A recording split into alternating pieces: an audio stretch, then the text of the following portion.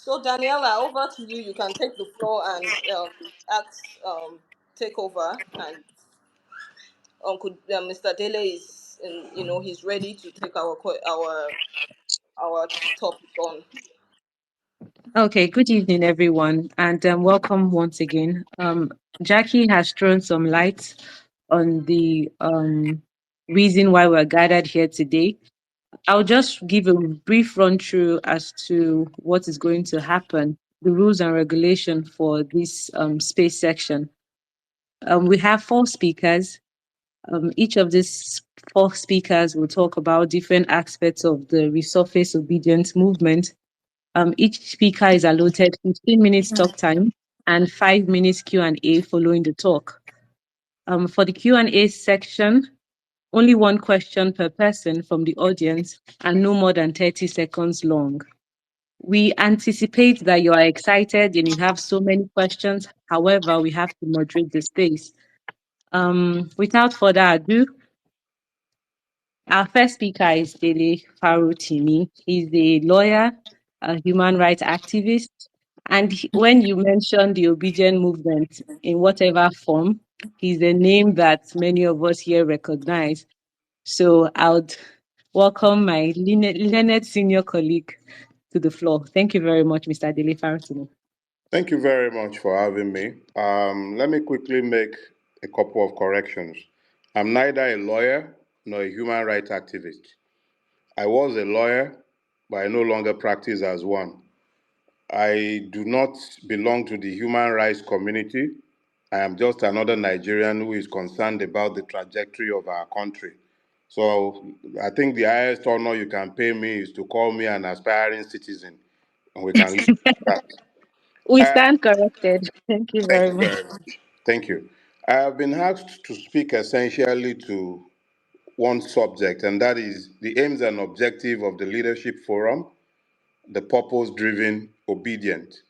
I'm going to take the liberty to tweak that slightly, and that is because I realize that a lot of us call ourselves obedient without ever really paying attention to what it means. Exactly what does it mean to be obedient?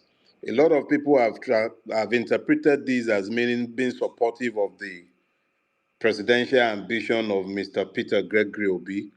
I am of the opinion that it actually transcends the person and ambition of Mr. Peter Obi. So what I would do is I would address this issue from 5 broad perspectives. The first is, what is the ObiDient movement? The second is, what is the purpose? The third is, who are the obedient? The fourth is, what is the intention behind the formation of the ObiDient movement itself?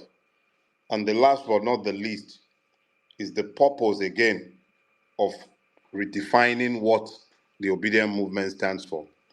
I am of the firm opinion that each and every one of those who have aspired to citizenship in Nigeria, those who have aspired to see Nigeria become the sum of its ambitions, who has aspired to see it fulfill its potentials, those who have found themselves disadvantaged and more or less disinherited by the Nigerian situation, are those who have banded together today and are generally referred to as the obedient.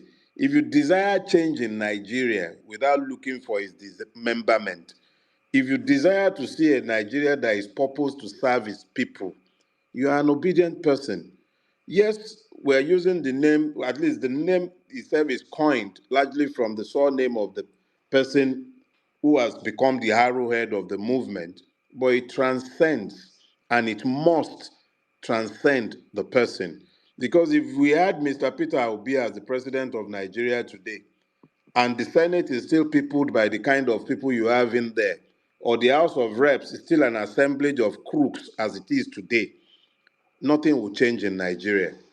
You would have to have a situation where there is a moral regeneration and a desire for change by the constituent members and citizens of Nigeria before you can actually deliver anything good to the Nigerian people.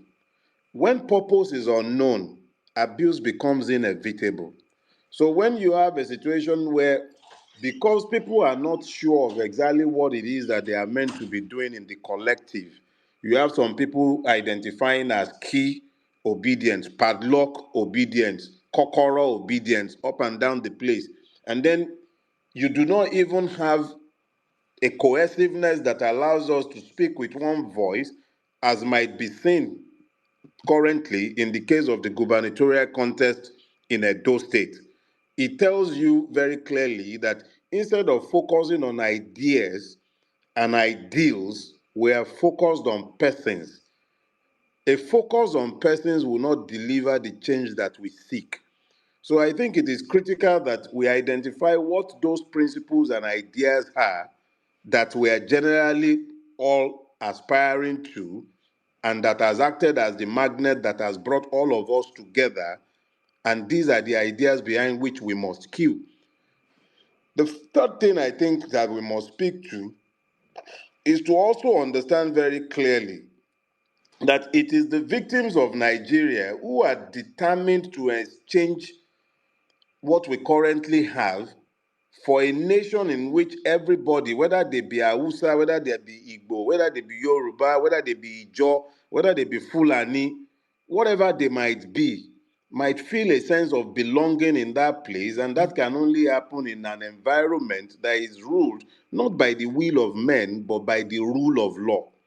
These are the things that must be and form the aims and objectives of this collective, and this must be the pursuit of the collective itself. The intention, I believe, is to unite with the other victims of Nigeria from across the length and breadth of Nigeria, and to then forge a nation, not certificates, not forge results, but to forge a nation from the disparate peoples who have been trapped in this place that we call Nigeria.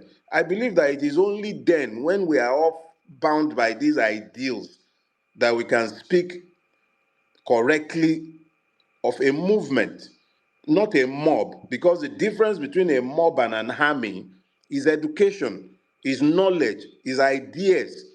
These are the things that forges a movement and welds them together as one, not emotions, but ideals, not anger.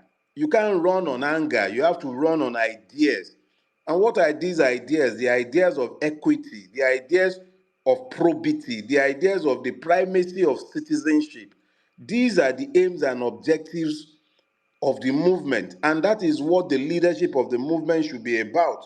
The purpose should be to revolutionize Nigeria using the political and electoral process. You have multiple paths to any revolution. It could be a armed revolution, or it could be an electoral political revolution.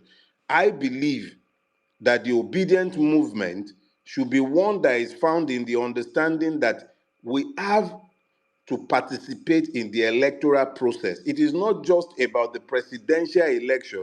It should be about councillors, it should be about assemblymen, it should be about House of Reps, it should be about Senate, it should be about an understanding of the fact that all of us as a collective must act in concert.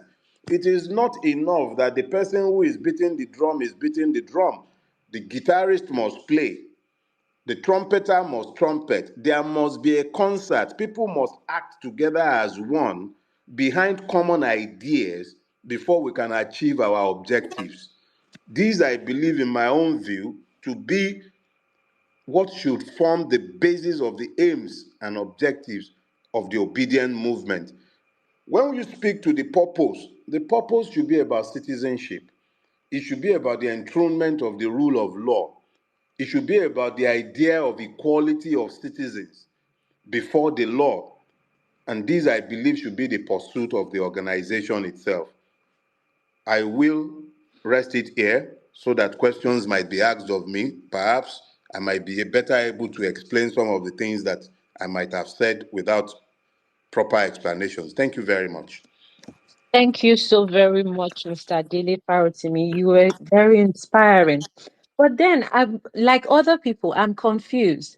When you say the obedient movement is not necessarily following one person, but we all know how the obedient movement started. It came after following Peter Obi. So how do you dissociate the movement, the obedient movement, from Mr. Peter Obi himself? Thank you very much. I think that is actually a misunderstanding of the emergence of the movement itself. Mr. Peter Obi became the rallying point of a movement that had actually been in existence for some time. I doubt you will find a single person who was part of the NSAS movement outside of the Revolution Now crew that is not currently in the obedient movement. Everybody who felt themselves obliged to join the NSAS movement, either before or after the Lekki massacre, everyone who has had occasion to quarrel with the trajectory of the Nigerian state, they were already coalescing together. The emergence of Mr. Gregory Peter Obi acted as a magnet that brought everyone together, save and except my brothers and friends in the Revolution Now movement who walked away from that collective. What I'm trying to explain is that if you make a movement about a person, when the person dies, as every one of us will eventually die, or when the person, God forbid, fails to live up to the better ideals of the movement or organization that you have built, such organizations inevitably die. But if a movement is about ideas, if they are about ideals, they outlive persons. And I would imagine that the ideals that has bounded together the obedient movement must outlive each and every one of us who are gathered here and who will be listening in on what we are discussing. I do not dispute the primacy of Mr. Peter Obi's role in the movement. Every arrow must have a tip. And I believe in the case of Mr. Peter Obi, he is merely the tip of the arrow that is the obedient movement. If it is merely about his person, what we're doing would not last beyond the season. So maybe there is a little nuance that is being missed in my explanation.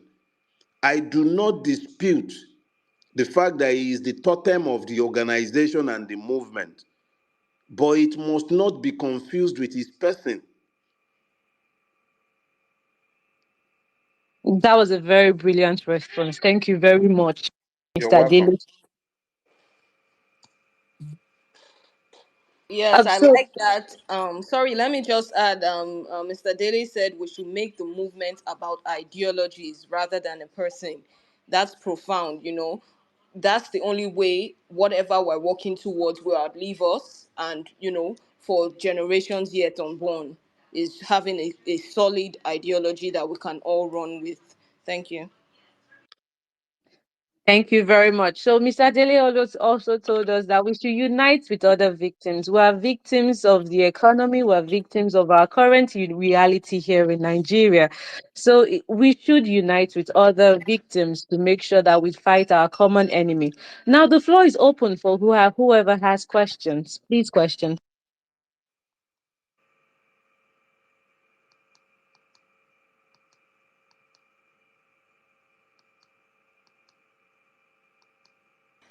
Okay, so I'm going to pick. Okay, I'm gonna just accept one request and have them, ask through a question to our guest speaker. Okay, so let me see.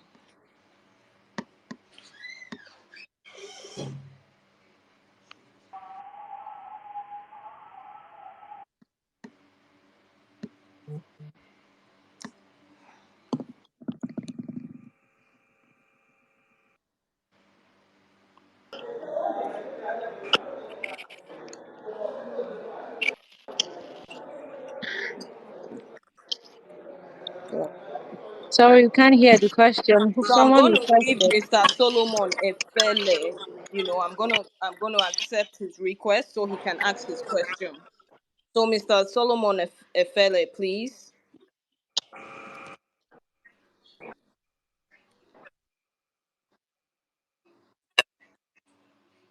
Oh, hello. Mr. Solomon Efele, please can you? Okay, can you hear me now? Yes, we can hear you, sir. Okay, thank you very much. Thank you, Mr. Dele, and I'm so glad. This is my first time to be in this program, and I'm calling from Canada. Uh, I just want to find out because for most of us, we are very, very. Um, we watch from far scenarios that plays out in our politics, and at times we see what happens within our own little community here, how people are engaged, and then most often we are very skeptical. You know, in all, we've seen the obedient movement as a movement we think uh, could proffer a solution to ideas, what ideally a country should look like. But our skepticism is in the fact that how are we able to differentiate or ascertain that this movement have not been infiltrated by the same people we try to castigate, are not the same people who are still running the same show are in the obedience? That's my question. Well, I imagine those questions are for me, or that question is for me. So let me explain this. My preoccupation is that whatever we are doing should be about ideas and not about persons. And if we are about ideas and ideals and principles, these persons that you say are current players in the ruination of Nigeria will be easier to identify when they stray into our midst. If we say we're about ideas and somebody like Oji Uzokalu, for instance, declares himself obedient tomorrow, it will be pretty easy for us to say, you are not one of us. You have never stood for any of the ideals that we claim that we stand behind. So I'm thinking that this movement is in its infancy, and that is why it is critical that we must get it right and ensure that we do not make the same mistakes that have been made in the past, where personality cults were evolved in place of ideological based movements just because of the charismatic leader who did not define the ideals behind which the movement itself coalesces. So whilst you really can't stop people from identifying with a good brand, you can actually discourage charlatans by being very articulate about exactly what it is that you are about. So I think that's the only way that this can be dealt with at this point in time. The organization or the movement is still in its infancy, and we can deal with that now.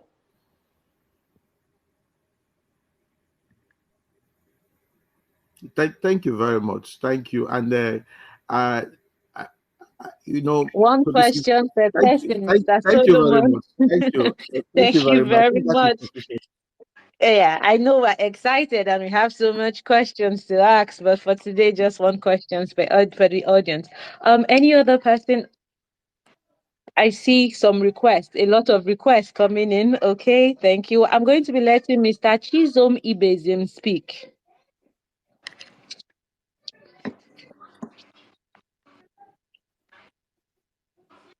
Mr. Chizom, can you hear me?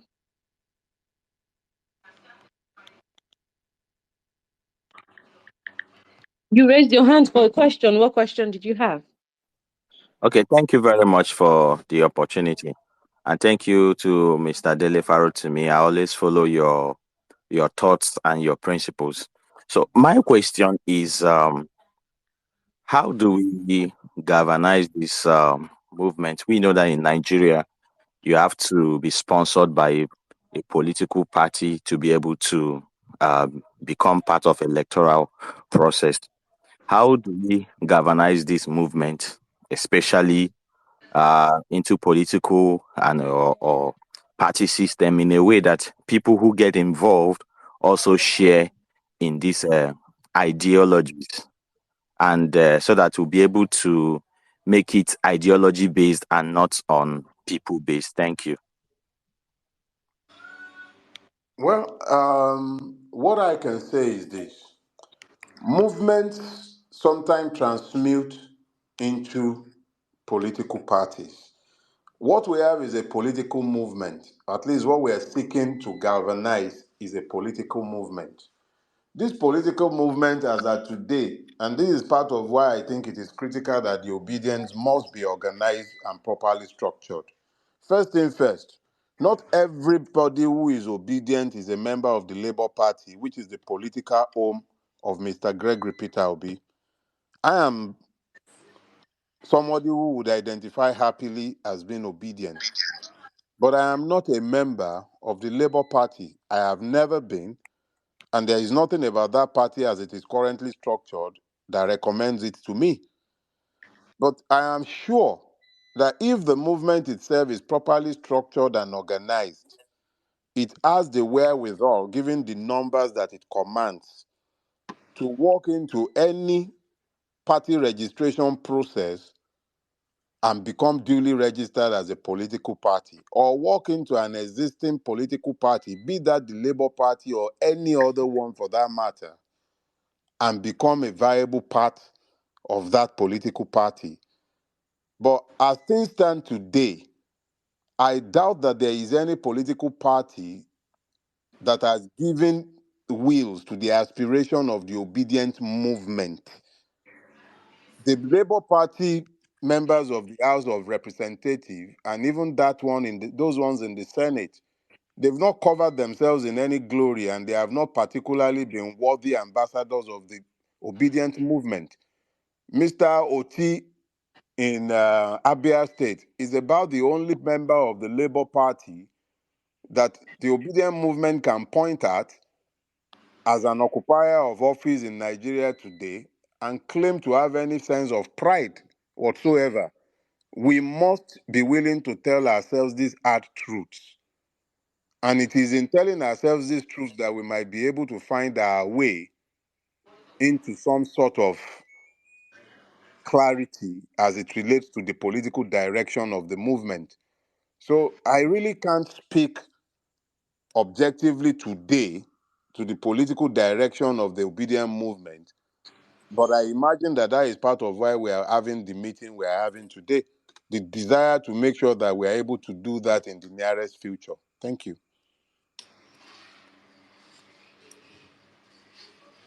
All right, thank you very much, Mr. Dele. So for this evening, one thing we have learned is that the obedience movement is not necessarily affiliated to any political party or any specific individual. You are part of the catalyst for change in the country, and you are a victim joining other victims to fight against corruption in the country. Well, thank you very much, Mr. Dele, for joining us today. We enjoyed having you speak. While there are so many questions, please tag the handle, the official Obedient Movement handle on Twitter with the questions, and I'm sure we'll be able to attend to you shortly. We'll be moving on to our next speaker. For now, thank you very much, everyone. Thank you.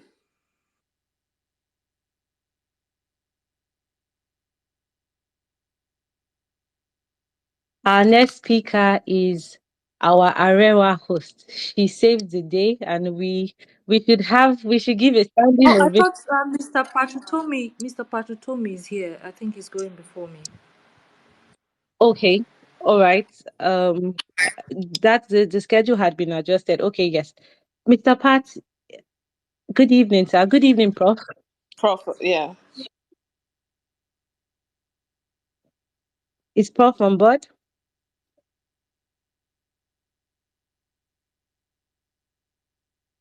Okay. Um, Okay. Good okay. evening. Good Can you evening, hear me Prof. Good now? evening, Prof. Yes, we can hear you. Thank you very much for joining. Thank you very much. Pleasure. For those who don't know, Professor Pat Utomi. Well, he's many things. We can't even begin to read his profile, but he's a primary obedient. If you want to call top 10 obedience, he's going to be at the forefront of that battle. And we're very much honored to have him in this section today. Good evening, Prof, and welcome. Thank you so very much. Prof would be speaking on the leadership style of the new forum of the obedience movement. Prof, over to you. The floor is open. Well, thank you so very much. I find it quite interesting that the subject of leadership style was assigned to me because it does matter. Um, first of all, let me say that I thoroughly enjoy listening to my dear friend Dele. As usual, he was on the money. His points were cogent and as should be. And in some ways, he spoke to the foundations of style because there's no leadership style without the driving essence of what that leadership group is trying to accomplish. I have the interesting fortune, I don't want to call it good or not so good, but I had the interesting fortune of having written a book on the art of leading. Now, this book was the result of an invitation by Reverend Sam Adeyemi to me several years ago to be keynoter at the annual leadership gathering of his church in Lagos. And I felt inspired to put down the thought that I was going to advance that um, event in a book, which was titled The Art of Leading. Um, Now, in trying to speak to leadership in that book, I actually tried to do some kind of taxonomy of leadership styles and routings of leadership style in different places. One of those is routings.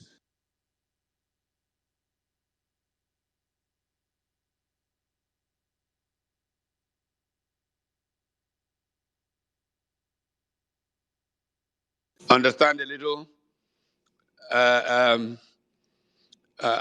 more these points and the leadership styles from Judeo-Christian tradition that are captured come in S's. Leader as a servant. So you famously have the servant leadership norm or form, which I can speak to. You have the leader as shepherd, which really is a very important part, and peculiarly for those who may actually be Catholic, is the theme of today's fourth Sunday of Lent, shepherd leader. You have, of course, the leader. Anyway, let me not go through this taxonomy. It's not worth the trouble right here. But to say that with the obedient movement starting out as a revolutionary form that did not, at its very beginning, have, if you will, like the NSAS movement, which Dele pointed to, deliberately did not have structured leadership. It evolved in pretty unusual ways. However, having evolved as a result of a people's, anxiety for a new way, a new order that works in the interest of the common good of all, the business of beginning to put some kind of structure around without diluting the fact that it is embedded in the bowel of the people, the citizens' movement,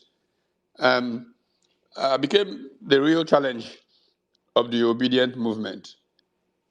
Most times, many movements have arrowheads, spokespersons, and that's where the point that Dele made earlier about Peter Obi emerging as arrowhead of a movement.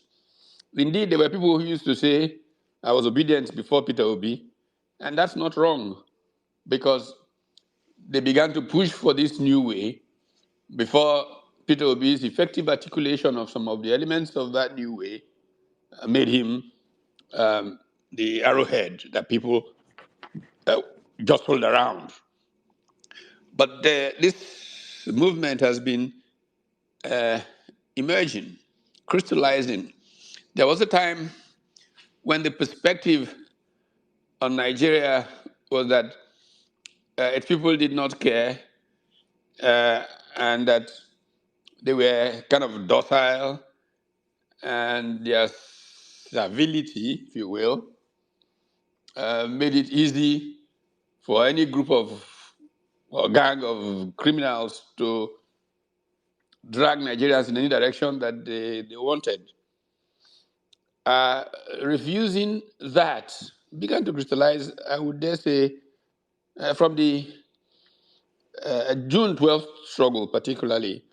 And I don't say that because I was quite involved in that and was central to the concerned professionals that became a rallying point for professionals to say, look, we may not be politicians, but this country belongs to all of us, and the politics of it is as important for our survival as anything. And so in 1993, after the military annulled the elections, I wrote an article titled We Must Say Never Again. And that article began a coming together of professionals who typically would not be involved in politics, saying, look, we must do things differently. The concerned professionals movement eventually, of course, somehow became part of a pressure that forced out the military.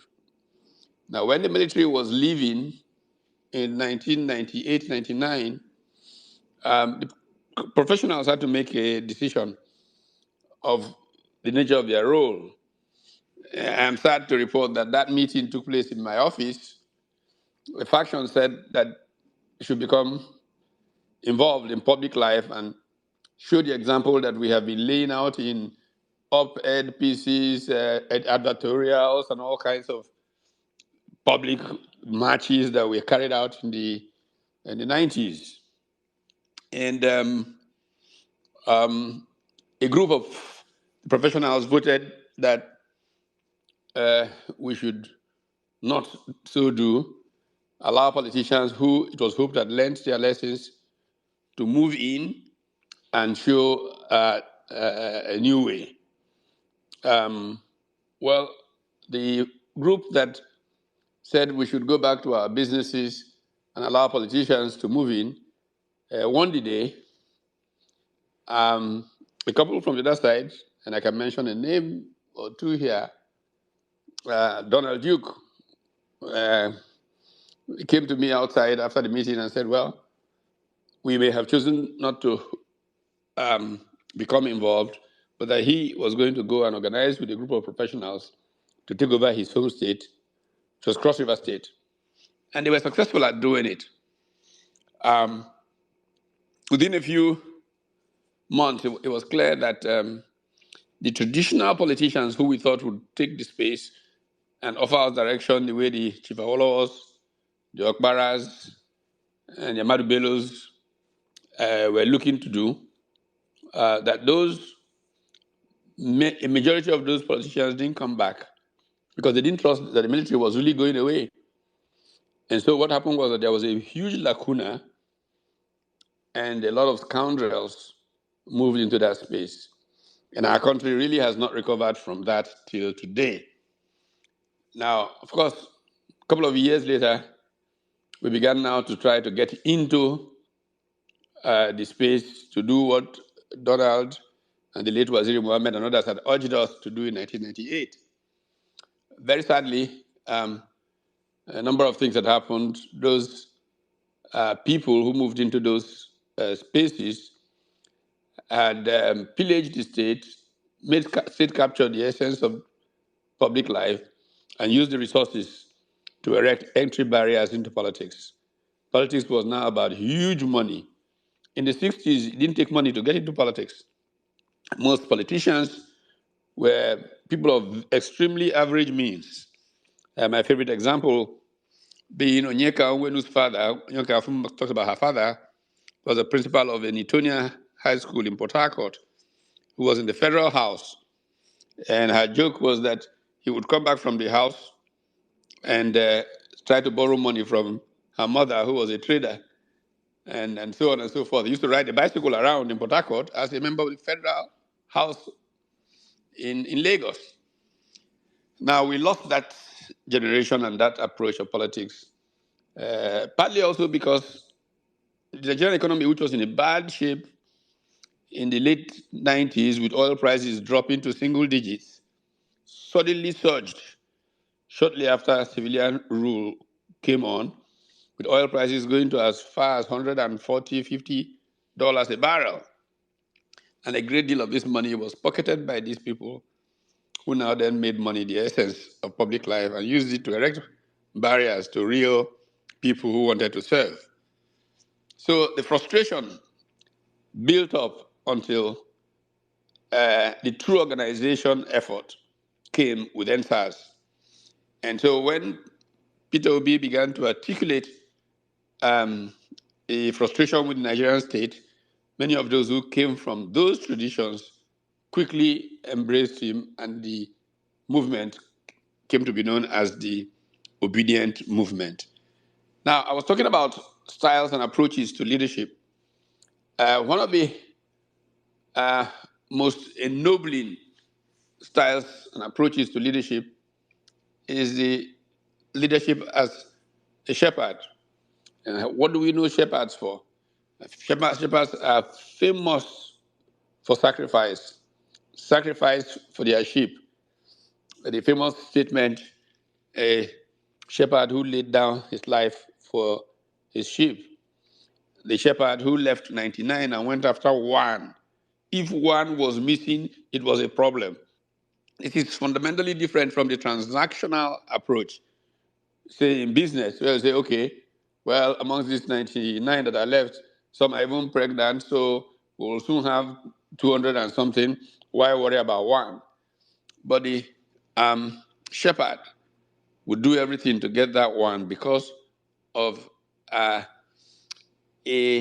duty of care, which is what the shepherd leader is. In my view, part of the challenge of the obedient movement coming from the bottom up is that um, it had people looking for a shepherd and not seeing one because of the nature of how it arose and feeling frustrated by it. There was also the fundamental problem that Nigeria has suffered from leadership that is devoid of shepherds, in which self was enthroned over others, over the common good. So we got into this frustrating situation, but the naked truth is that you do not necessarily have to have a one-man super shepherd to organize a flock. I subscribe to a collegial approach to leadership where groups of people representing the stakes of all and focused on the common good of all can offer leadership to a movement. It is imperative for Nigeria's redemption, for Nigeria's reclamation, that this movement be able to shed from itself the things that have been used to divide the Nigerian people through the years. Um, again, it will pardon me as an academic that I turn to significant evidence from work that has been done by academics around these matters. In recent times, there has been a lot of anxiety about how emotion is trumping reason in public life.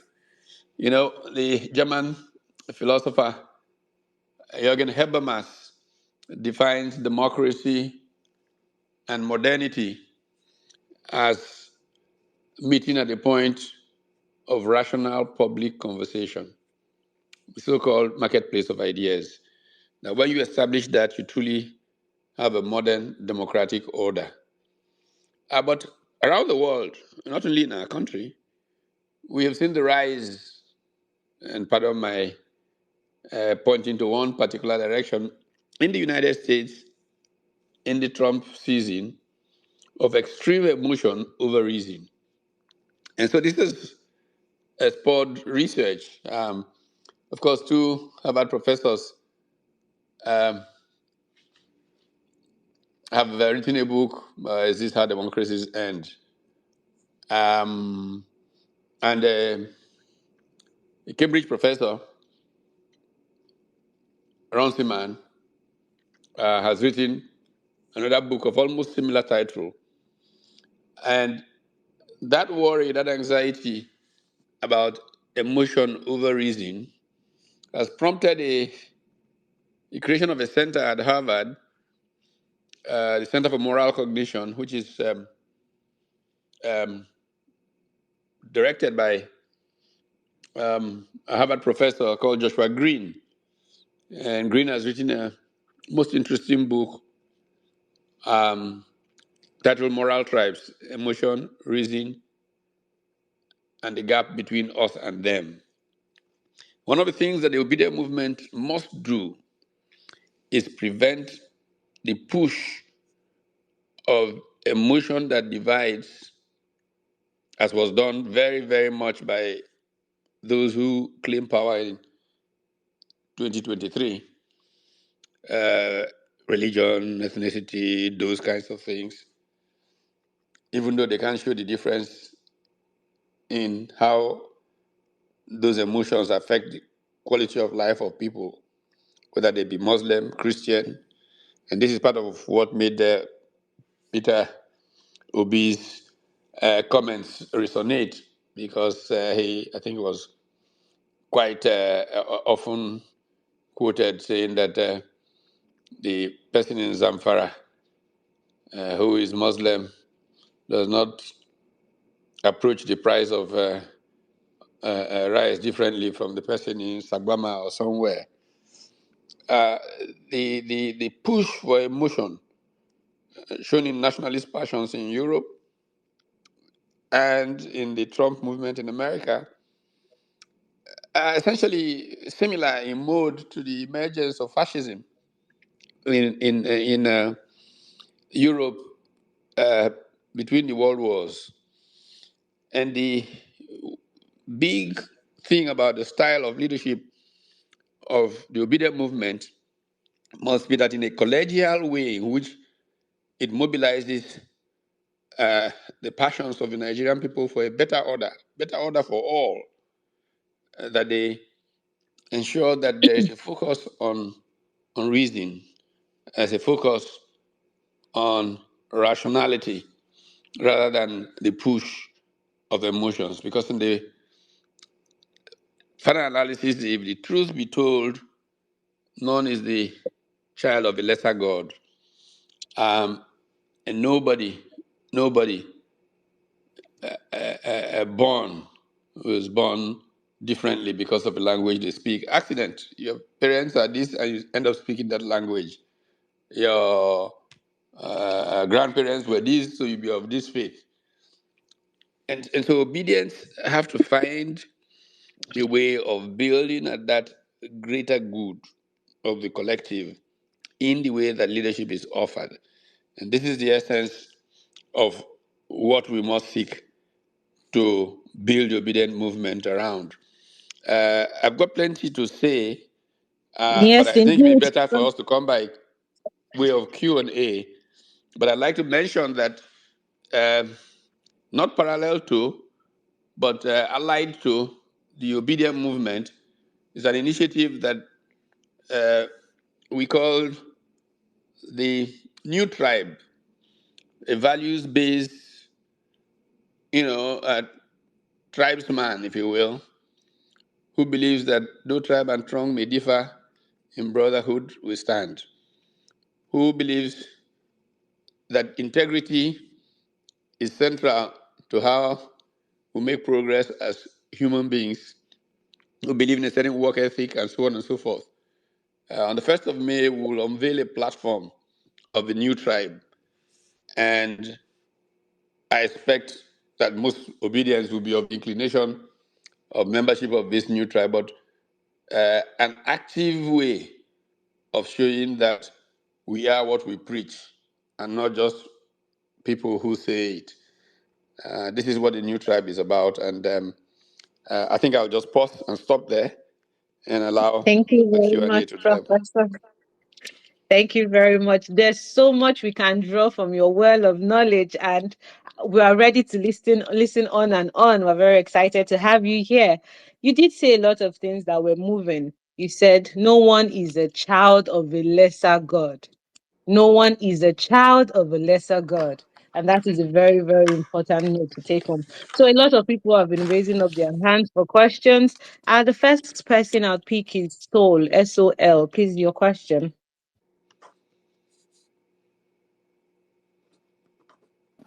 Thank you very much. Good evening, everyone.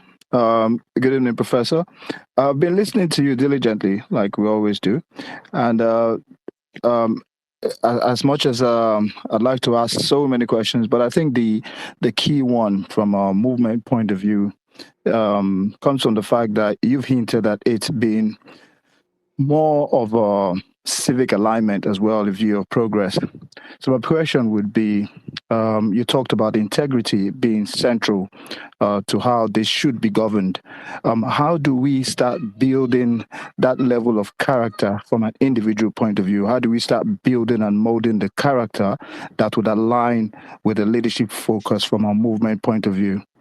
Thank you. Thank you. By the way, is it preferred that we get a collection of questions and then I respond, or I come after every question? All right, I'll take, if that's your preference, I'll take the next question. We have Ben Bella. Raise your hand up for a question. Please ask your question. Hello, good afternoon. Good afternoon from Atlanta. My name is Ike. My question is actually for Dele Farotimi.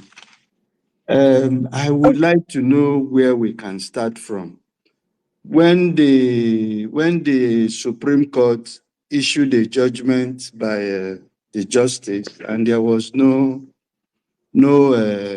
paperwork, judgment work to back it up, I started saying that we need to evolve and form a party.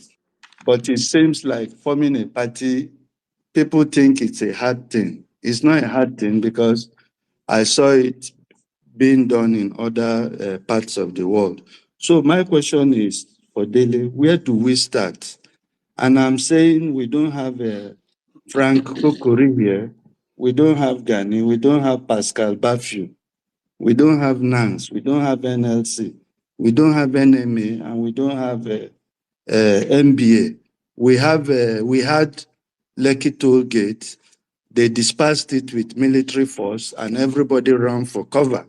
The amount of money people raised, they seized it in the banks. So it was a real emotional and spiritual massacre. Everybody that is standing of Dele Farotimi's moral stature has been compromised.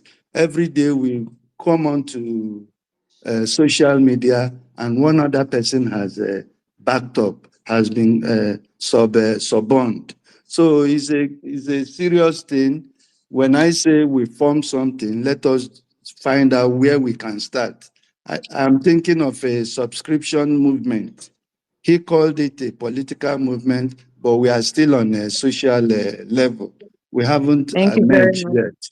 Yeah, thank Thank you you. very much. Sorry. Your question will be addressed. Thank you. All right. We have JIU who had a question for Professor Pat Utomi. Please, the floor is open for you.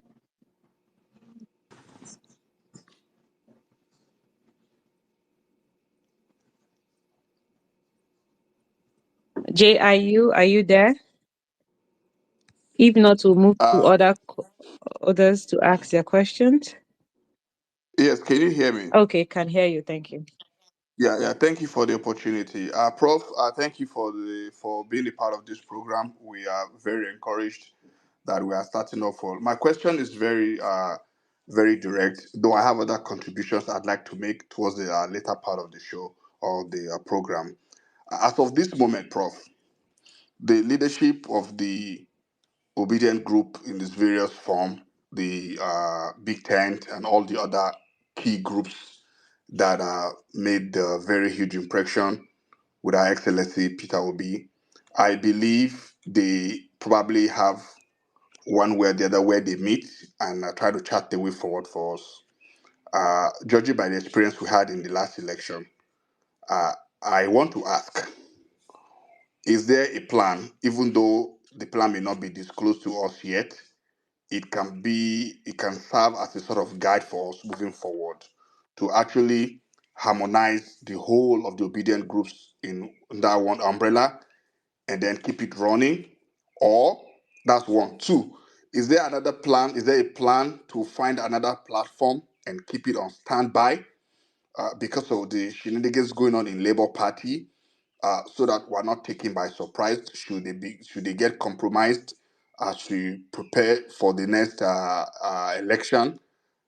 That is my second question. And thirdly, Sorry, one uh, question. We have already allowed one. Thank you very much. You have very brilliant okay, questions. But you can always tag the handle, the Obedient Movement handle to ask your questions, and we'll reference them to Professor Pat. Thank all you right, very thank you, much. All right. thank you, I appreciate it. Thank you very much. The next question is going to be from Dreams. Dreams, can you ask your question, please? So I might then come back after this next question so that we don't have too many and I forget. All right. Thank you, Prof. Dreams, please ask your question, please. Yeah, thank you very much. Okay, what I want to ask is, I want to ask probably Mr. Dele Farotimi or Sapato Tommy if there is any recommendation scheme or advice on how to, that's advice for the movement on how to deal with some issue-based matters that concerns uh, hypocrisy, nepotism, and favoritism that might exist among the movement, which we all know the negative effects it do cause in a movement like this. So I'm asking if there is any recommendation on how we can go about it or deal with things like this in the movement. Thank you. Okay. All right. Thank you very much. All right. If I may just come back quickly. The first question dealt with building character that can align with where we're going. Character building is a very, very important thing for any society. Um, I very frequently talk about how values shape human progress. And character will crystallize if you do something, if you don't do something. This is why it's important to build a system that enables some to shape others. The whole business of mentoring is so critical to how we see the world. Our society doesn't have enough of that. And I think that one of the major things that we can build from this movement is mentoring, where people who have been exposed and seen the world in a particular way can help others in one-on-one relationship. I tell you, about 25 or so years ago, I was very keen on seeing how we could affect the generation in terms of the values, the way they think, and all of that. And I asked my research assistant, who incidentally is the part of this club, my research assistant at the time was a chap called Linus Okori. And I asked him to list a group of smart young people around in Lagos that he thought were people of potential. Gave me a pretty interesting list. And I invited them to a lunch. It'd be interesting if I start naming those who were in that group. I've ended up serving in one way or the other, either in organizations they have built. They include Feladuro Toye, Nia Desonya, I mean, Ubong Essien, Ubong King, and on and on. But 25 years ago, they were just young men, like trying to get a sense.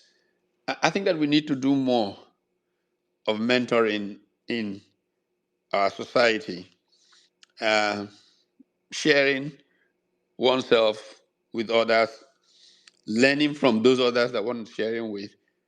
Um, I was talking about these books that are being written about the state of democracy in the world. I talked about the book by the two Harvard professors, Levitsky and Ziblatt, and the one by Runciman at Cambridge.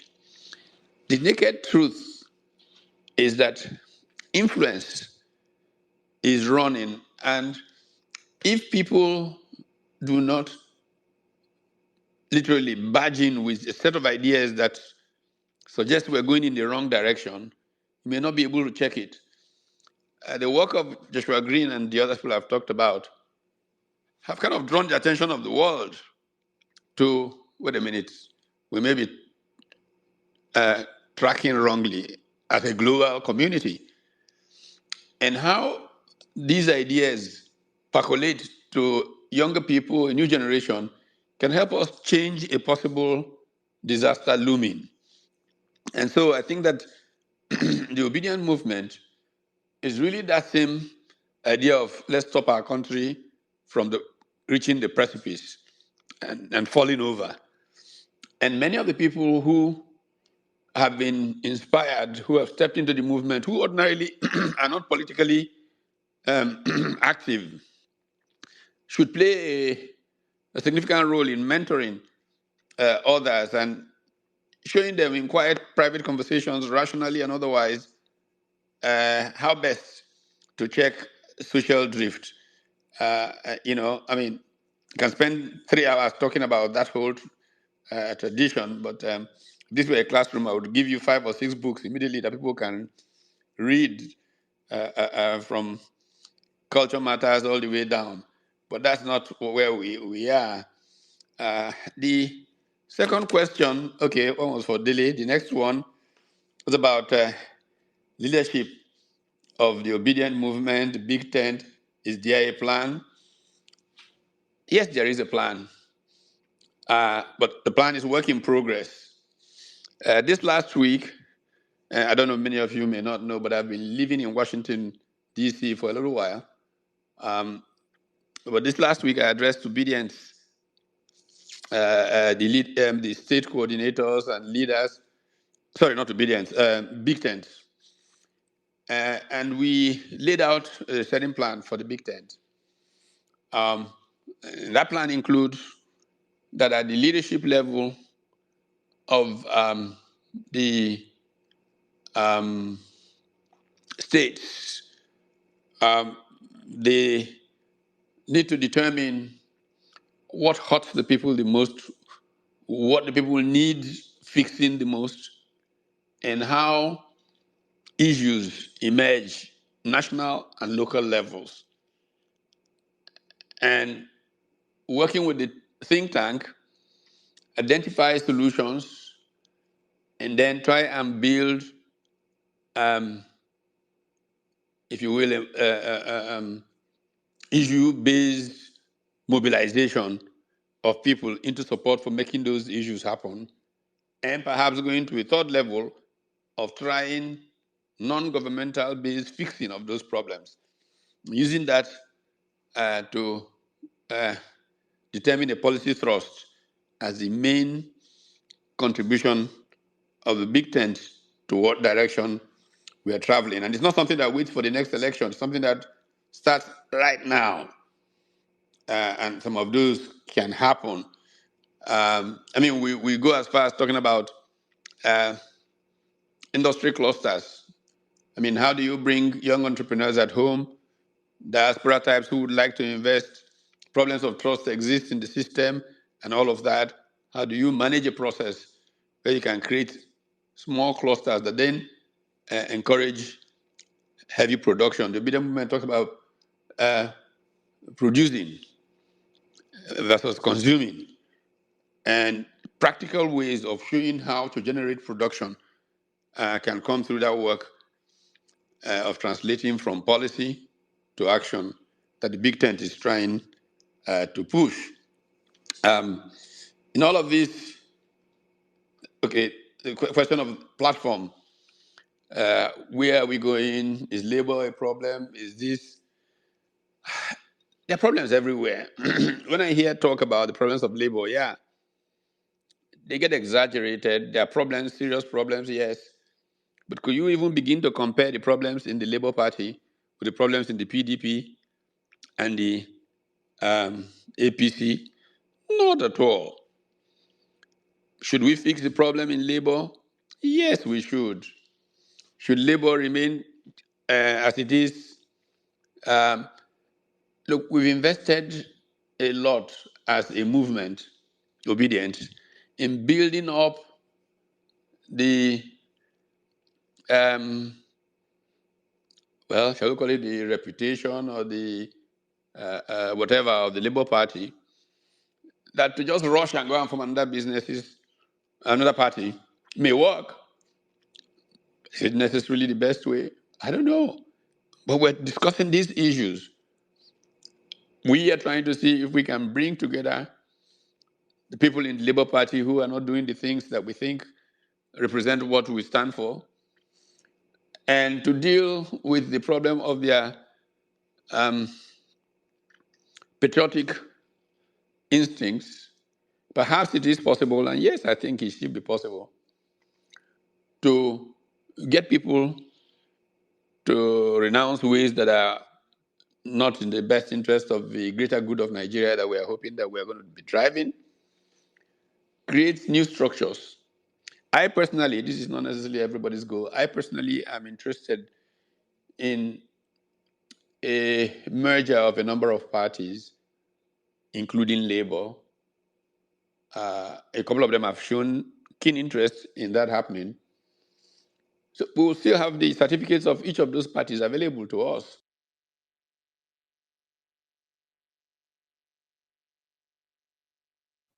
All One right, thank you. party, the drive a way.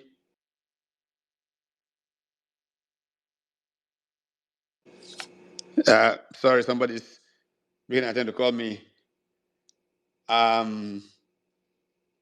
So the last question was about dealing with issues of hypocrisy and nepotism.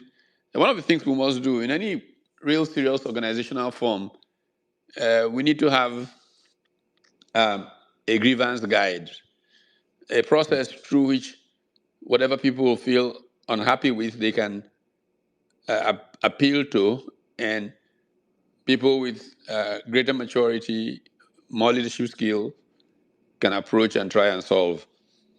So I think that that is the key. Thank you. Thank you very much, Prof. You have one more question from Joseph Jegede. That's the last question for your session. Joseph Okay. Jegede, please, can you ask your question?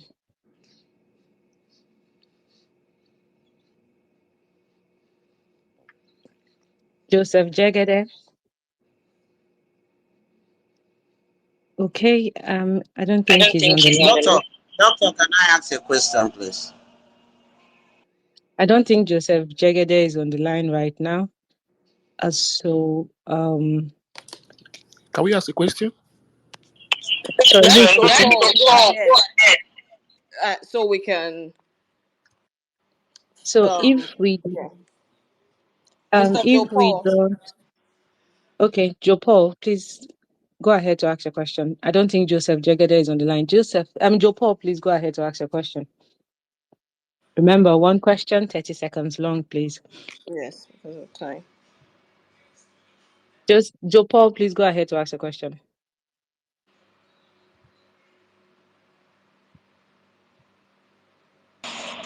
Everybody was muted. Thank you very much, Prof. Thank you for being with us today. I just want to find out this. Following the developmental stage of a human being,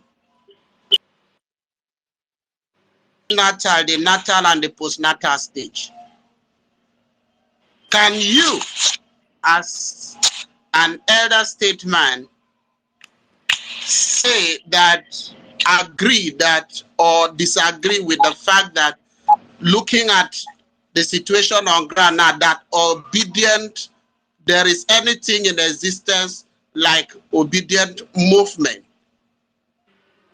without an ideology, which is the prenatal stage of the whole thing? Thank you, sir.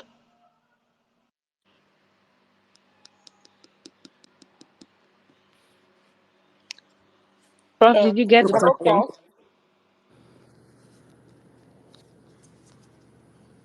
Oh, sorry. I think I got unmuted. I Oh, got okay. Yes, muted. Yeah. everyone was muted. All right. Yes, everyone was muted. Yeah.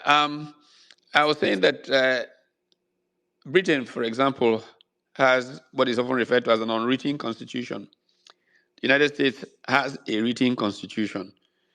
Um, it does not have to take something crafted and painted in the sky to have an ideology. I can see very clearly an ideology for the obedient movement. Clearly, it's an ideology that is focused on citizen participation, on production, on essentially creating an environment in which people can seek to reach their peak. And I don't think that it is probably right or fair to say that there isn't an ideology because one hasn't had a conference to decide that this is the ideology. Obviously, it will sharpen consciousness if one has that kind of conclave of thought leaders to arrive at this is what we stand for. And many times ideologies evolve, they are work in progress. And I would like to think that the ideology of the obedient movement is evolving and includes a number of the elements that we have talked about today. Clearly, at some point, there will need to be a sitting together of the many players. As I said to the Big Ten people earlier, or sometime last week when I addressed them, we need to have a monthly congress of all the major obedient groups to report on which way they're traveling and have an alignment of approaches to upturning the social order and putting it in a path of progress. So I don't think that there's a problem with ideas in the obedient movement. So I think you can be assured that there is work going on those fronts. Thank you. Thank you very much, Professor. You have given us an insightful lecture as to the leadership of the ObiDient movement. Thank you all for your questions. We'll be moving on to the next speaker. Jackie, how are you feeling this evening? Oh, this evening has been very interesting, insightful. Right. More than anything, I've gotten so much to take away, and I'm sure a lot of obedience. We as well. I hope we had our notepads and pen, taking down notes and things that we can run with, and to strengthen ourselves and come together much more stronger than anyone could ever imagine, and be that force that everyone would want to reckon with. So that's where, and thank you so much, Professor. It's been a privilege having you on. We've gotten so much from you. We say thank you. Thank you so much. I was looking at how we have suffered in this new regime, how the economy keeps on deteriorating. Some of us are discouraged, You're like, is there really hope? Can we get past this? Is there going to be a parting of the Red Sea for us? Are we going to be released from captivity? At the same time, despite being discouraged, this movement has given us an opportunity to hope again, to get our hearts right, to regroup, to say, okay, no, we're not defeated. When they say when you're on the ground, the next way to go is up. So yes, we're going up. We're going to try to reclaim our country. Anyway, Jackie, you are the co-host for the rest of the event, so I'm handing the mic over to you. To you. Thank you. Arawachik is slated to speak. We all know her. She needs, no introduction. She carries a lot of fire, like I would say, and every obedient has what they bring to the table. That's the most important thing, and she would be speaking on. There's a particular topic she would be speaking on, and I feel no one is too big or too small. We're all obedient as long as we have that bit of light, that which I call the ideology in us. We all that that should be what fuels us to move forward. So Arawa Cheki will be speaking on the obedient movement. How can we make it a national movement in your own light and in your own opinion? How do we take this? How do we take this as as a national movement? And in the beginning I said the obedient movement, let's not just look at it as a Nigerian movement. We can inspire the rest of Africa. We spread round Africa, inspire that new leadership, that new Africa to the world. So yeah, that's what we're aiming to get. Professor, would you like to say something before you leave, or you're still with us? Okay, no answer. Arawa Chick, are you still there? Yes, I'm here. Okay, so yes, I'll hand over to you so you could just speak to us briefly on the movement as a national movement. Just charge us a bit and share some of your Okay. lights with us. Yeah. All right. So I'm just first going to good evening, everyone, and it's a pleasure and a privilege to be amongst all you great people this evening. And it's a privilege to be picked to talk about this, honestly. All right, Obida movement is an national movement, political movement, practically. That's what this movement, if we're to like make a very short summary of what we thus far have been able to achieve, is the fact that we could possibly pass as a political movement. And everybody knows that a political movement is actually an organized effort, to foster political equality, social justice, and freedom from discrimination. And it's also like an opposition to an element of that charges try to change the status quo, often associated with certain ideology, an ideology which basically we picked from one man, that one man that most of us looked up to be able to get Nigeria working again, to be able to, give Nigeria that rebirth. So I'm just going to quickly joggle our memory through the last election. The last election, bettered a lot of things, and which I'm going to be highlighting. The last election bettered hope.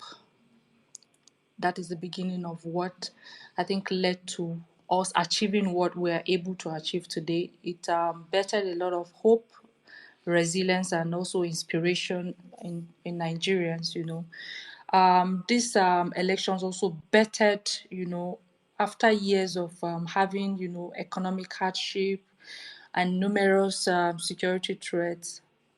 This one man, his candidacy has been able to help reshaping the nation's political landscape. It has made a whole lot of people, know that that the country can actually work, but there are actually just some elements amongst ourselves that have actually put the country in a standstill. There are actually some particular set of elements that have held the country hostage, and it has also helped us to have the knowledge that this country has all it takes to be bigger and better than where it is today. So this election has also bettered, it has helped us to, it has helped made emphasis on visionary and accountable leadership, which you and I know that they are very essential, for fostering an environment of creativity. Nigerians are particularly very creative. It helps to foster an environment where creativity and innovations, to encourage national productivity. And that's where the, production to consumption that this one man has been able to, sum whatever it is he wants to do for Nigeria out, or one of those things that he wants to use, to get Nigeria working again. The emergence of this one man has also espouses values such as transparency, accountability, and respect for diversity.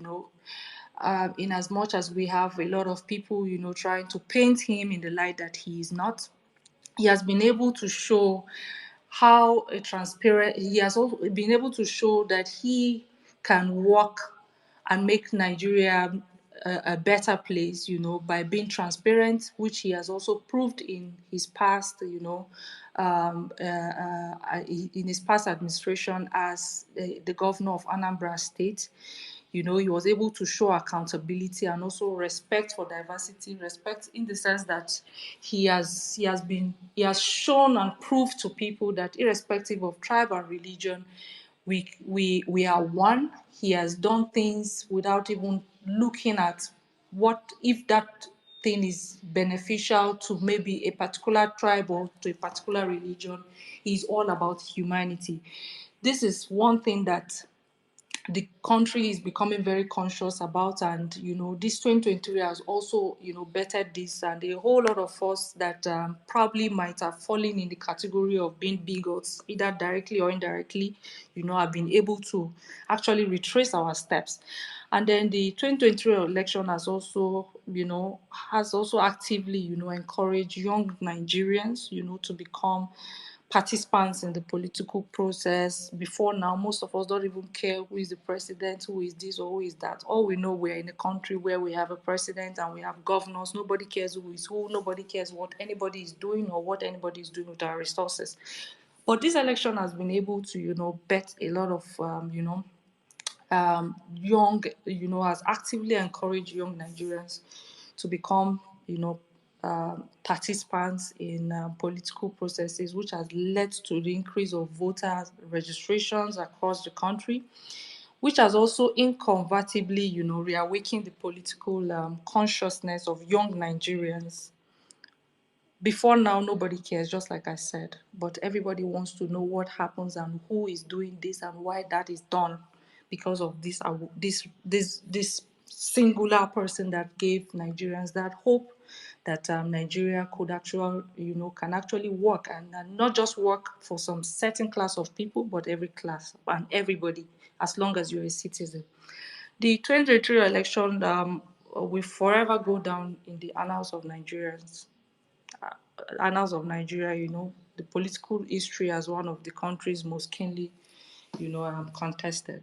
So in going to this, in trying to talk about this particular topic, I wanted just to do a little reminder, as regards to what the 2023 election bettered and how far we have come thus far.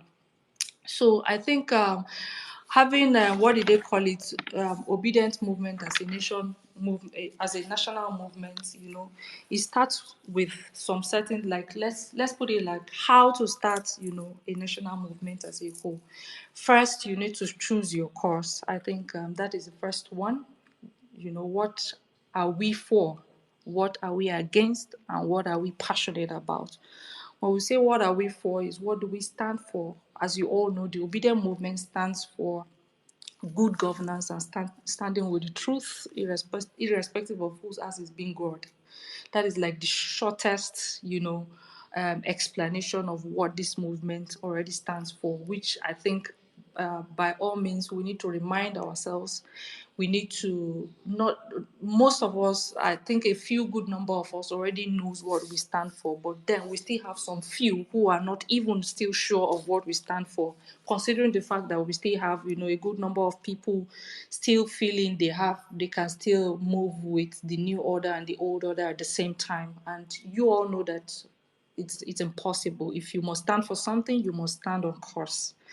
And then what are we against? We obviously know what we're against. What we're against is the old order of where there's no transparency. Everybody, we're in a country where it's some selected few that actually we have nepotism, people trying to just, embezzle the resources of Nigeria, the resources that's meant to be for the citizens of Nigeria is only meant for some particular number of citizens in Nigeria. So that is what we're against. We're against anything that has to do with such kind of huge divide, misappropriation of funds, fraud, and trying to correct the system just so that there's going to be an enabling environment and a level playing ground for everyone. So what are we passionate about? As one of those things why we're choosing our course is the fact that we are passionate to see that Nigeria works. And we're passionate in the sense that we are not open for Nigeria to just work for our own interest alone, but to work for the whole citizens, like working for everyone. Let Nigeria work for that poor man. Let Nigeria work for that middle class, rich, and everyone. Let it not just be some selected few like the rich amongst us that are, only the country is working for. So then secondly, the next thing is in trying to build, make a movement, a national movement, is you have to start reading up, you have to start learning about, current social, political, and economic situations of in relations to your course. In relations to our course, basically is ensuring that we have good governance and we have the right people there, that's going to help us foster, various things that bedevils us. So, e.g., we can take examples from from countries like Senegal. We heard recently of how they were able to, take charge of their country, and they were able to get their country, and get the person who they feel could actually get them there. So it's something that we can also, for us to be able to have the obedient movement become a national movement, I think in as much as we think we already have this thought or we know what to do, we still need to also read up how other people, other countries like Brazil, like Senegal, etc., were able to do this and were able to achieve this success. Because in the long run, I think that is the only way we can be liberated eventually with the way things are going currently. So the third thing about if you're trying to make a movement such as the an obedient movement becoming a national movement is finding out who is with us, because it's very important. You have to get some people together who share the same passion as you, in the sense that we have a lot of people who call themselves obedient and who rode over on the waves of the mantra and goodwill, and in 2023, either genuinely or ingenuinely, just all for their own self. So for some, it's just for what they could get from the movement or achieve from the movement, because it was the wave, it was trending, everybody wanted to have a share of what was happening. But while some people were at it in the negative light, most people were at it for the positivity in it and passionately in it, irrespective of, without no agenda or even interest that personally affects them. So we need to, in being able to achieve this, to get it to that level where we actually want it to be, we need to actually know who and who is with us, because those are the people that you can conveniently work with, sit with, discuss with, and be able to come up with a formidable structure that is actually going to liberate us at the end of the day. Because in as much as we call ourselves obedient, I can tell you for a fact that we have a lot of people that you might not be able to work with to be able to actually achieve those goals in the long run. So we're already doing that. Because I think I have some good number of good heads, some very good, genuine people that have the interests of the nation at heart and not their own personal interests, have come together to see how they can be able to work this through and come up with a structure that is going to benefit every one of us. Then another point is spreading the word. Yeah, get yourself out there, like using social media and word of mouth, to share our mission and to get visibility, share our mission and vision about how the movement is supposed to be, is something that definitely we would also have to do. We're already doing that. I think for some reason, when it comes to the movement, I think Obedient Movement is one movement that I can confidently say we are majority when it comes to Twitter. And we kind of most of us use our handles very well to be able to propagate this. But guess what, we need more hands, we need more people to be able to do this. Once we're able to get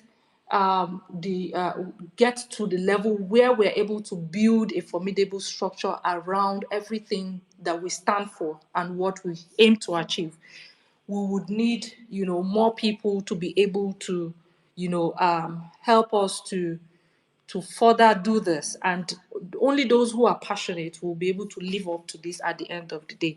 Then we need to also get creative. That is another point. We have to think of creative ways to be able to broadcast our messages. It's easy to start a movement, but it's also, there are definitely forces who will naturally be against the movement. And you all already know what that force is: the government, the order of the day, the old order. So they are one persons that would definitely be against anything that will hinder them from being able to do what they are doing or making it business as usual. So in doing that, what I mean is, I can remember in 2023 when we were trying to get informations to places like the north, and we were not able to do that. Radio stations were not allowed to be able to air some certain informations, because it's from the obedience, or because it's something that is going to help shed more light on who Peter Obi is truly to the northerners. So we need to devise a means to be able to pass our and broadcast our messages creatively, and to be able to get to those who eventually would be able to add up the numbers, for the movement, for the betterment of the movement. Then another point is, we have to set some principles. We have to choose some very core values and stick to them, because it's one thing to say you want Nigeria to work, and it's another thing, because right now, and what I mean is, some of us want Nigeria to work. We want Nigeria. Yes, some of us want Nigeria to work, but unfortunately, we still would not mind, to want to sniff back to the old order, because there's something there for us. We need to be able to set, some standards and some core values that we work with. And we're not just going to work with these core values, we try to stick to these core values, stick to them, and also discharge them up, appropriately, to ensure that people within the movement, we know that in every movement there are definitely going to be bad eggs, but then I think we can work out a way where we have more people with with good values, to be able to also further mold other people in that light. So mobilizing from the grassroots is another point when you are trying to make a movement, a national movement. Speaking to the people in real life and also activating people in your locality is another thing that can help us. Then getting some momentum, whatever you're doing, you have to do it regularly. You have to create platforms and also keep it very active. You also need to be brave. I know most people will not like this last part, from what I've been able to call out for making a movement a national movement, but it's just the gospel truth. Because that is what every other country that you see liberated today did. They were brave, they were bold. Don't be afraid of making a statement. If it means writing petitions, starting a protest, it's all part of what makes up a movement. We have a voice, let's use it. Nothing changes if we don't speak up. It's okay to be vocal in our thoughts and opinions. Whether it's as simple as signing a petition or protesting on the streets, we need to work on that part of us that would actually be brave and be bold, to be out there to take out any civil disobedience should the need arise. Thank you. Oh,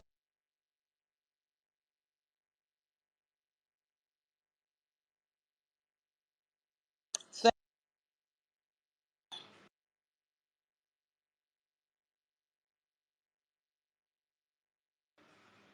hello. Yes. Yes, I Okay. can hear you. So yes. Thanks. Hope you heard me. Yes, Sorry, yes, I saw we the. all heard you. Thank you so much. Oh, That was okay. a great charge. We have to be bold. We have to be fearless going into whatever it is for the greater good of Nigeria, to transform Nigeria to that Nigeria of our dreams. We can only dream, but we just have to take that action of boldness, and take up that mantle and say, okay, I want something better for my country, for myself, and just be that patriotic enough to be bold. And that was a good one. So now we're going to go over to our next speaker, who is Pastor Ime-James, and he's going to be speaking to us shortly. I would Okay, I would on. Yeah, Pastor, Imagine James, can you hear me, sir? Hello. Of okay, I can hear you now. Yes. So yes. I'm So hearing you. My mic yes, was off. yes. I noticed that. So you're taking us on our next subtopic. So I would pass the mic over to you, Pastor James, so you could do the introduction for people on the space who are eager to know you and know about you. Okay. My name is Eliashib Ime James. Um, I bring you fraternal salutation from our fellow obedience in the People's Organic Movement, POM, also known as Peter Obi Movement. I also like to thank and appreciate the organizers of this talk shop. Very illuminating.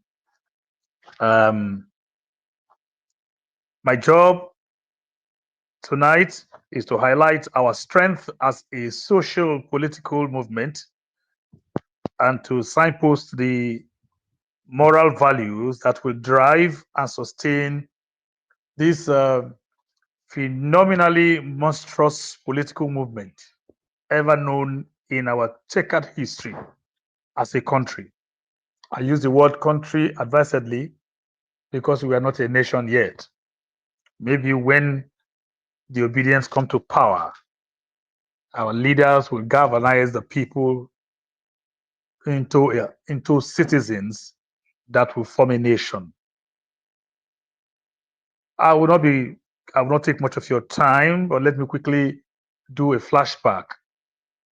Since the amalgamation of 1914 by Lord Lugard, uh, an amalgamation that forced different ethnic nationalities into a country, the people of Nigeria have sought to be united in values, values that will make us a nation and not a mere geographical expression.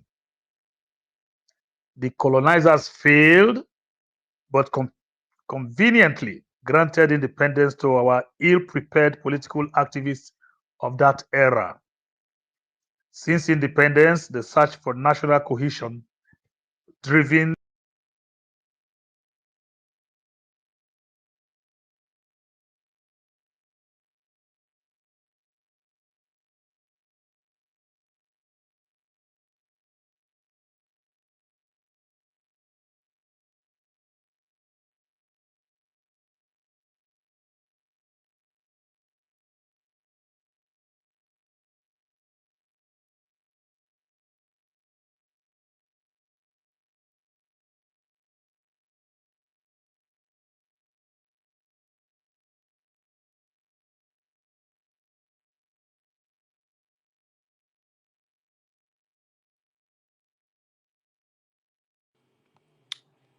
Sorry, I don't think I can hear him speak again.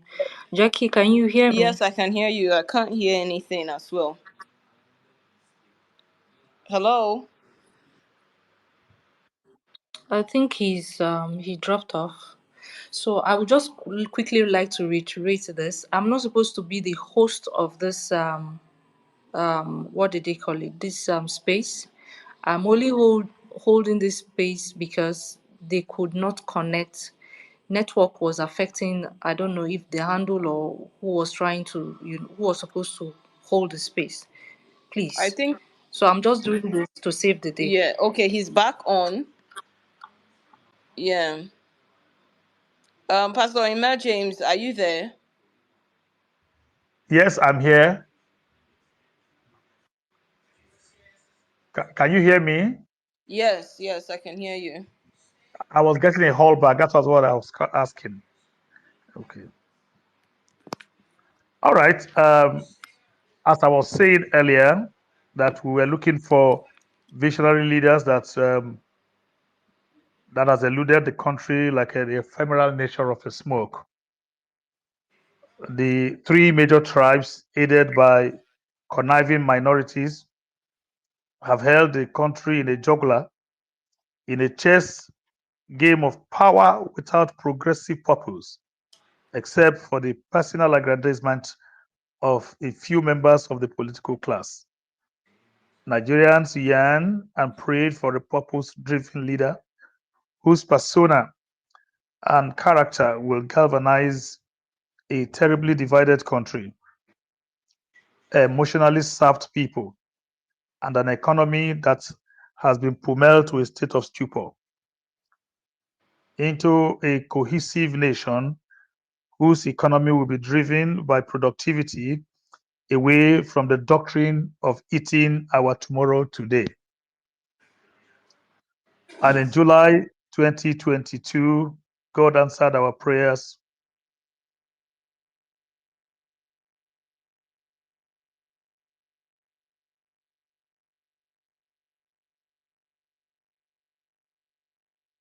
Hello. I think he has dropped off Okay. again.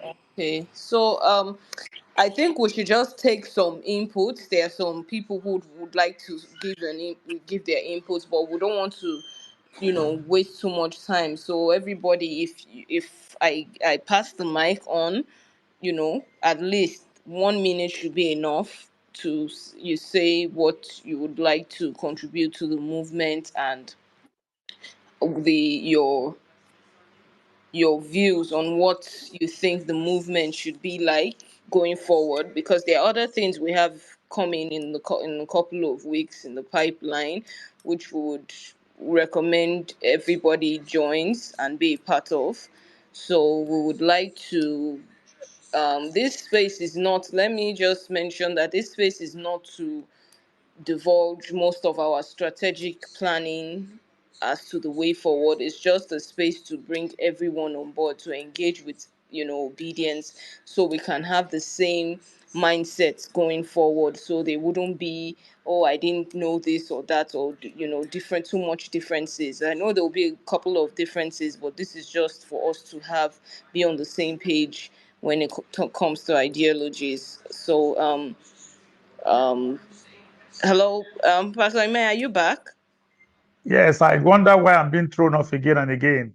No, I think it's your network. It keeps connecting. My my network. Okay.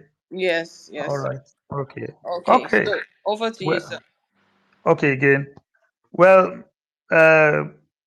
Post pre-political 2023, many political support groups were born, including the one led by me. Um, the name organic, the obedient, derived from the name Peter Obi, became the moniker by which his followers are known. Obiism became our philosophy, a principle of governance that promotes productivity as the panacea for consumption, remedy for depreciation economy. And so when Dele Farotimi was saying that we should not center this on an individual, I understood what he was trying to say. However, it is important to point out that this movement was bathed or shot into existence by the entrance of Peter Obi into the political uh, race. Um, because of time, let me just make this abundantly clear that we did win the election, but like the actions of the Prince of Persia in Daniel chapter 10, our victory was stolen. But I can assure you that in 2027, it will be released by the finger of God and our collective responsibilities. It is therefore imperative that we understand our corporate and individual strength, which must be strategically exploited to achieve our goal going forward. For any strength or advantage to reach its expected end, it must be powered by core moral values. These values must be strategically etched into the inner recesses of the obedience by established purveyors of this value, like Professor Pat Utomi, like Dele Farotimi, uh, uh, uh, Peter Obi himself. We must set templates for assessing and evaluating the level of assimilation of these values Wow, by I think the delegates. network Oh, keeps interrupting. am I on again? Yes, you're on, but you were breaking in, so your message wasn't Oh my clear. God. You kept breaking in. Okay, am I clear now? Jackie, I think it's from your end because we were Exactly. hearing him Oh, clearly. okay, Exactly. So, okay. Sorry then. yes, it's okay. It's okay, Jackie. You are doing a good job. Um, so I was saying that the core values must be strategically etched into the inner recesses of the obedience by established purveyors of these values. And I mentioned people like Dele Farotimi, I mentioned Professor Utomi, and so many others like that.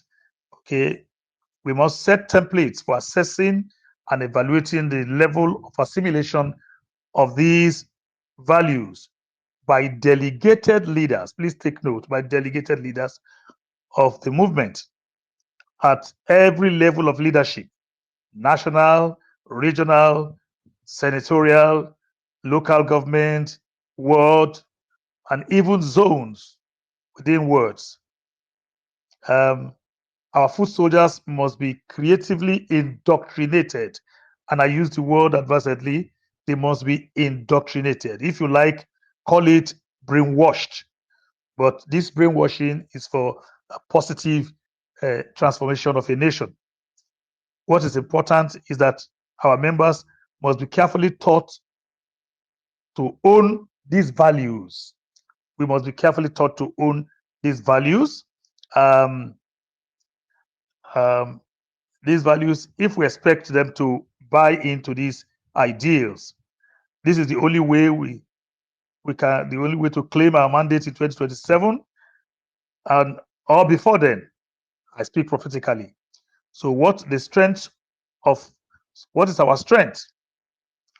The greatest strength of this movement is the massive buy-in of our youth. The youth demography, they bought into the candidacy of Peter Obi before the 2023 rigged elections. INEC provided the voting statistics of the youth population in Nigeria as at that time and gave it at 37,060,399, accounting for a total of 39.65% of the voting population. Okay, and voters between the ages of 18 and 34, while 33,413, 591, which also accounts for 35.75%, were middle-aged persons between the ages of 35 and 49, not 50, 49. That means that cumulatively, almost 70% of our voting population were in their youth or just about to leave the youth platform, because I hear that now that once you are 50, you have left the youth platform, but at 49, you are still a youth. We um, we looked at this, and I looked at this, and I can tell you that more than 45% of these 70% are obedience. If we have 45% as obedience, we ought to outrightly win any election in Nigeria. If these are strategically harnessed into a well-structured organic army of obese or obedient, it will be difficult to beat us in 2027. You see, I keep repeating 2027 because that's the goal. Pre-2023 elections, the political vehicle that ferried Peter Obi through the elections made a fundamental miscalculation when they shied away from incorporating the obedience into the mainstream of the party administration. Frustrated by the actions and inactions of the Aburi-led Labour Party, many support groups like mine, my organization POM, were left to fund pre-election activities with our limited resources. Going forward, I believe that there is an urgent need for a central organizing body that will harness the activities of the groups. I think I heard Professor Patutomi talking about that earlier today. Please note, an attempt to ask these support groups to collapse their structure into one central unit will not work, as many of these serious conveners and their groups have invested massively in their structure. And when I say invested massively, I'm not talking about funds now. I'm talking about energy, effort. Okay. We must allow the groups to remain as caucus structures, but with a central command post that will incorporate leaders of these groups as leaders in the central authority. This central authority must be sanctioned by the by the star of the movement, by the name that propels the movement, and that's Mr. Peter Obi. Our principal must be made to understand that his fraternity with these major support groups, no matter how infrequent, is the oil that will lubricate the engine of these structures and reignite the passion for change. Many support groups already have their structures in not less than 30 states of the Federation. What is required, therefore, is to re-inculcate our core moral values through the central working team. It is said that repetition is the law of deep and lasting impression. So we must repeat these core values to them consistently through a strategic and a well-structured way of transmitting the information. We have time on our hands to ingrain these moral values into our obedient citizens before 2027. So what should will be, I told you I have to race through this. What should be our core moral values? And I have itemized them. 1, honesty. 2, courage. 3, responsibility. 4, industry. 5, integrity. 6, cooperation. 7, accountability. 8, justice. 9, loyalty. Loyalty to the cause. As you're aware, moral value play a crucial role in the political system of any nation. It shapes the way the nation's legislation and policies are formed. You know, Dele to me was talking about our legislators who have become a disappointment to a lot of us. And so, if they were properly schooled, if the values were ingrained into them, um, it will be difficult for them to do what they did and what they are still doing in the house. And so, I'd like to end my talk here that um, these values need to be expanded. Um, I have written details about those values, but time will not permit me because I actually have another assignment for for um, 9 o'clock this evening. I didn't know I was going to spend this much time here. Thank you so very much for the time that you have offered me. I am grateful. God bless you. Thank you so much, Pastor Ime-James. We appreciate you. Very powerful message you've given us on values, and I'm sure we're going to take back everything being said in this meeting. We're going to take back, and we're going to bring out a standard write up on it, and we'll share that, and we'll start working with what has been said here, and other things we're working on. So thank you very much. We appreciate you, sir. Thank you very much. Thank you. Thank you. Okay, so now I will just give us 20 minutes. We'll take inputs. I know it's not most of our key speakers have gone, so we'll just like to get inputs on the topic, which is redefining the movement, the obedient movement. So anyone, you could just request for the mic, and I'll call you up.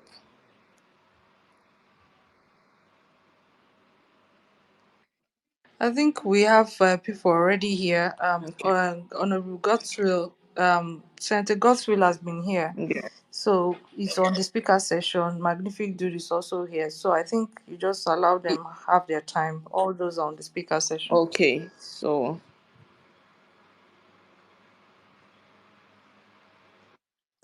Honorable Godswill, please, over to All you right. then. Magnific okay. Thank can you. go. They have some great speakers today, which is good. I mean, we've been listening to some great speakers. So my contribution is going to be short. I'm going to make this quick.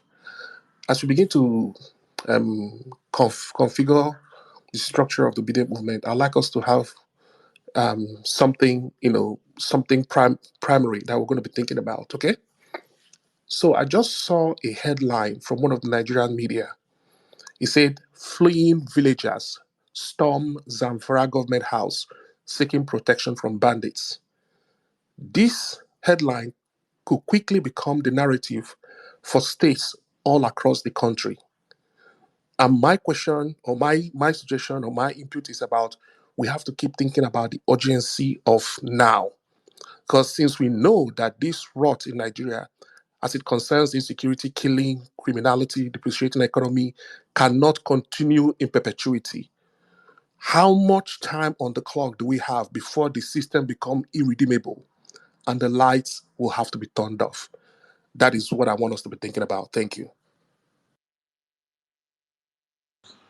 Yes, thank you, Mr. Godswill.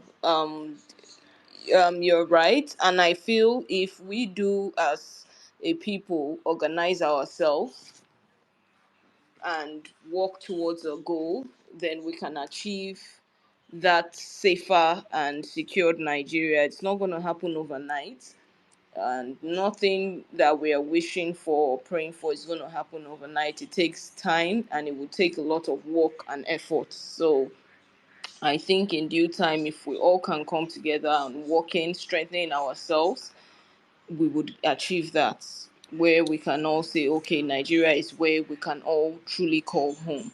So I'm going to go to the next speaker, which is Joe Paul. So Joe Paul, you can take the floor, please. Let Magnific Dude go first because I think he has also been here for a long time.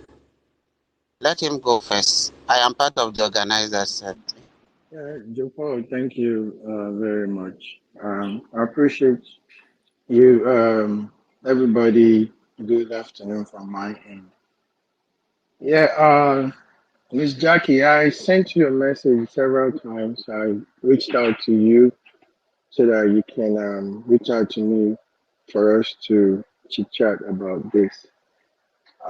I personally, I was called. My attention was called to this. I just want to say this real quick. Oh, sorry, Um, Magnific Dude, I didn't see your message. I don't know on what medium you sent Yeah, it on. check your inbox. I did send you a message when the first day you came up at Steve's space where Oh. Ira Chief was talking about waiting on structure forever. She does not know what's happening. Why we still haven't done anything. Oh, my apologies. I didn't see any message. I'm even checking my inbox now. So please, I would connect with you after the space is over. But please go ahead.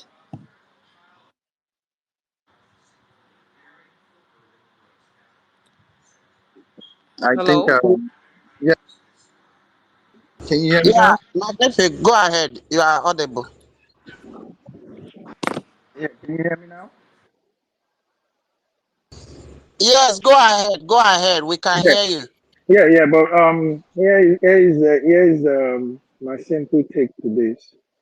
I commend you guys' effort. I appreciate you guys trying to get things done and putting things in its proper perspective.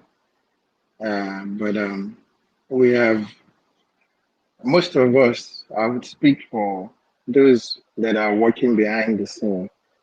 We have come to an agreement not to host spaces and talk about this on Twitter, but rather work behind the scene. Please, we should try to make our submission as discreet as possible and let's get together amongst ourselves. I mean, there are people working tirelessly trying to get this thing done. I don't want us to keep playing into the hands of our enemies. I would put it out that way. We shouldn't be doing that. Um, Personally, I just think if you guys would permit me, we could change the topic of this space so that we can talk about something that would, you know, be more interesting to all. rather than having these people here looking at us and laughing and trying to understand our next move. We shouldn't be doing this. So please, I just beg of you. Other than that, it's a wonderful space. Keep the space going.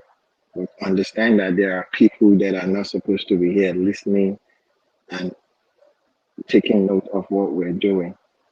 You might not divulge information, but they are not dumb. So I just want to say that real quick. I yield for now, and thank you very much, guys.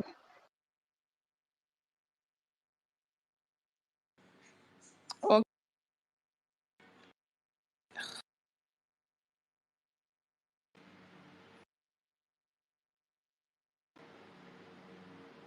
hello, thank you, magnific dude.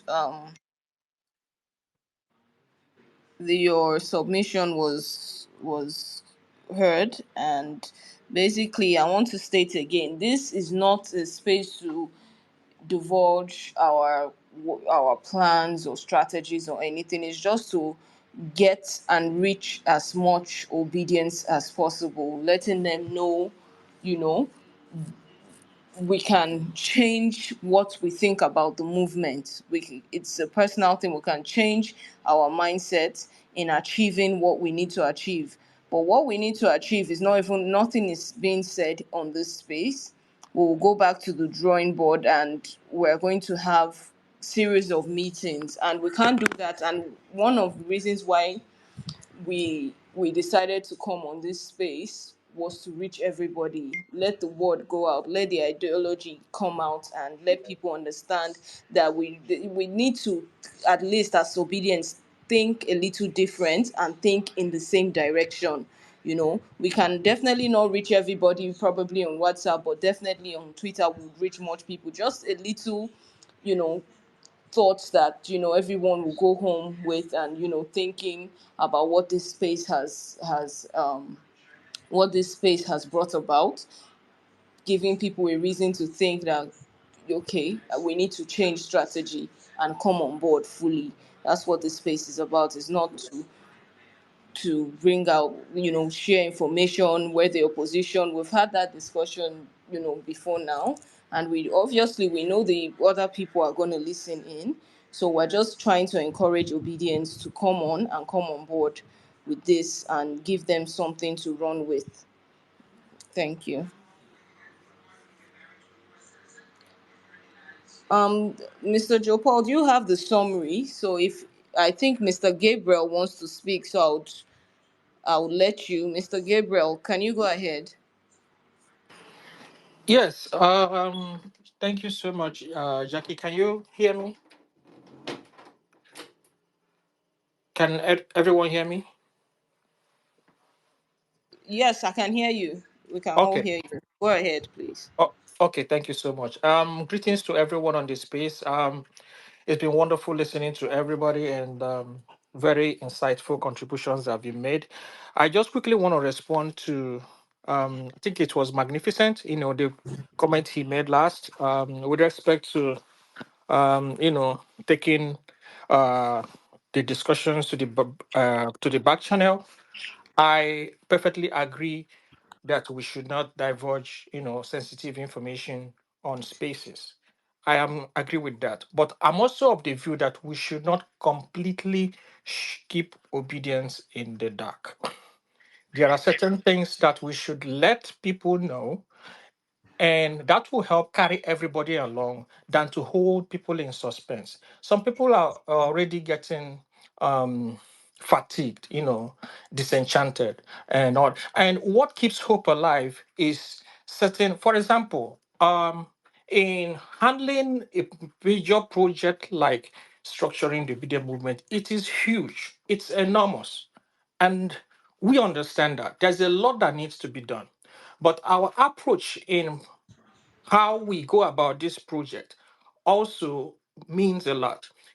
And if we are adopting, for instance, if we are adopting the traditional method of project handling, then that means we are waiting until we get everything done before we now, you know, decide on a day to have a big release.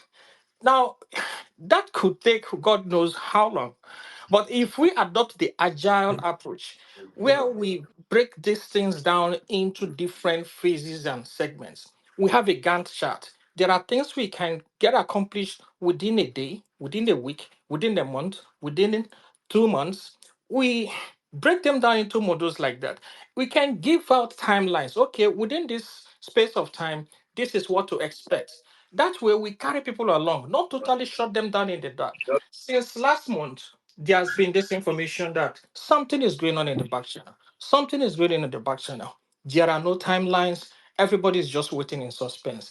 I don't think the obedience deserve that. Now, without giving out sensitive information, we can give out concrete information on timelines, on what to, when to expect something that they can see. There has to be some tangibles that they should look forward to and hope for, than to totally take everything to back channel and shut everybody out. I don't think it's going to harm us or harm our whatever we are doing in letting people know timelines on what to expect. So that is just what I want to put out, because hope needs to be kept alive. And a lot of people I know are already losing it. That's just what I want to submit. Thank you.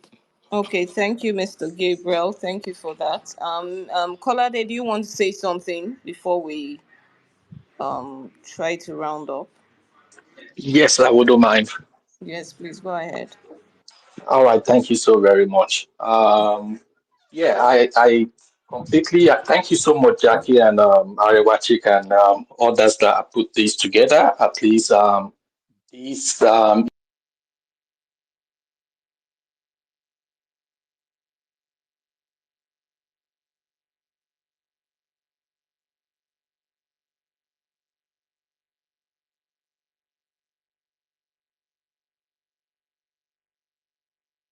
You're audible now. for Yes, I go don't know ahead. why.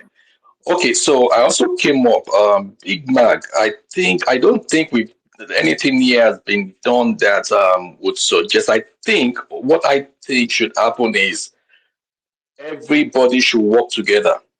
This is it. Obedient movement is the movement of millions of people.